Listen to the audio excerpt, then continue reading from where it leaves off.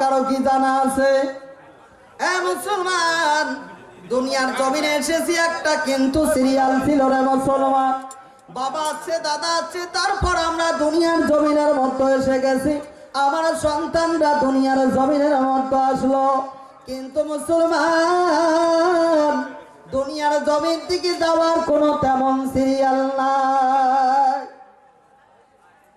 এমন কোনো দিন নাই রে বাসের নিচে লাশের খবর নাই। প্রতিদিন এলান হয়ে যায়, প্রতিদিন মানুষ কবরস্থানে ঢুকে যায়।